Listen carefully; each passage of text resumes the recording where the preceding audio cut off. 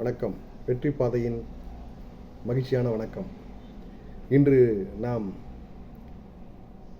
உங்களோடு பேசப்போகின்ற தலைப்பு ஒரு பெண் புரட்சி கவிஞர். பெண் புரட்சி கவிஞரின் பெயர் சாவித்திரிபாய் பூலே. இவர் தனது 9வது வயதில் குழந்தை திருமணமாக நடத்தப்பட்டு அதன் பிறகு பெண்களுக்கான ஒரு சமுதாய முன்னேற்றம், கல்வியின் முன்னேற்றம் மட்டுமே அவர் சமுதாய முன்னேற்றமாக அமையும் என்று கருத்தில் கொண்டு அவரது கணவரோடு இணைந்து, அவருடைய கணவரின் பெயர் ஜோதிபாய் பூலே, அவரோடு இணைந்து 1848ஆம் ஆண்டு பெதவாடா என்ற பூனே பக்கத்தில் உள்ள ஒரு ஊரில் பெண்களுக்கான தனி பள்ளியை நிறுவினார். அந்த பள்ளி 9 மாணவிகளை கொண்டு அந்த பள்ளி துவங்கப்பட்டது. அந்த பள்ளி துவங்கிய காலத்தில் பெரும் எதிர்ப்புகளுக்கிடையே அவர் ஒரு புரட்சி செய்தார். பெண்களுக்கான கல்வி முன்னேற்றத்தை முன்னிறுத்தி பெண்களின் வளர்ச்சி பாதைக்காக ஒரு அஸ்திவாரமிட்டவர் என்பதில் நாம் மகிழ்ச்சி அடைவோம். மகிழ்ச்சியோடு அவரை வாழ்த்துவோம், வணங்குவோம். அவர் அந்த காலகட்டத்தில் இருந்த பெண்களுக்கான வன்கொடுமைகளை எதிர்த்து, கணவர் இறந்தவுடன் அந்த சிதையின் எதிரில் ஒரு தீ மூட்டி அதில் அந்த கணவனை இழந்த கைம்பெண்களை தீயில் தள்ளி கொடூரமாக கொலை செய்யும் வழக்கம் இருந்தது.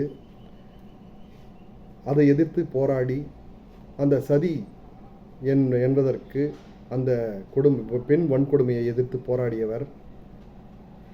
மேலும் அதற்கு பிறகும் கணவர் இழந்தவுடன்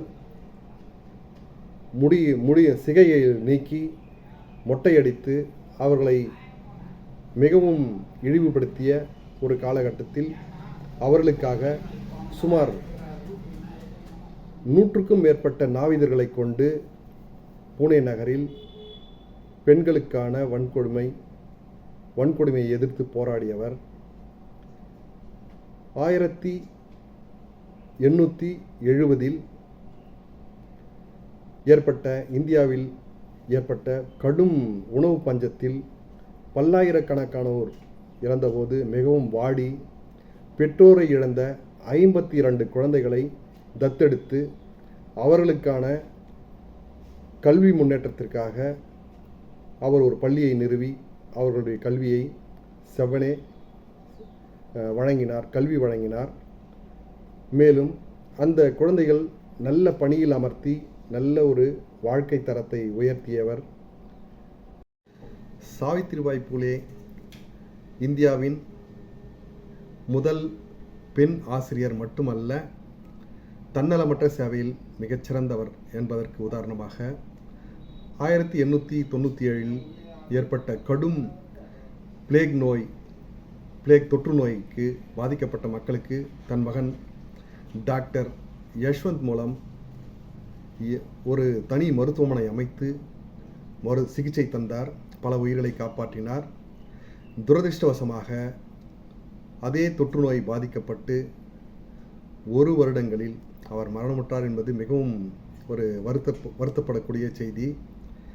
மேலும் மகாராஷ்டிரா அரசாங்கம் ஆண்டுதோறும் சிறந்த பெண்களுக்கு, சேவையில் சிறந்த மகளிருக்கு சாவித்திரிபாய் பூலே விருது வழங்கி கௌரவித்து வருகிறது. மத்திய அரசாங்கமும் தபால் தலை வெளியிட்டு, அவருடைய உருவத்துடன் தபால் தலை வெளியிட்டு அவருக்கு மரியாதை செலுத்துகிறது என்பது முக்கியமான செய்தி. இது போன்ற பெண்களை ஊக்கப்படுத்தும், பெண்களை பாராட்டும், நாம் மேன்மேலும் வளர்ச்சி பாதையில் செல்வோம். தொடர்ந்து நம் வீட்டு பெண் குழந்தைகளுக்கு கல்வியை வழங்க, அவர்கள் சேவையில் சிறந்தோங்க நாம் பின்புலமாக இருப்போம். நன்றி, வணக்கம்.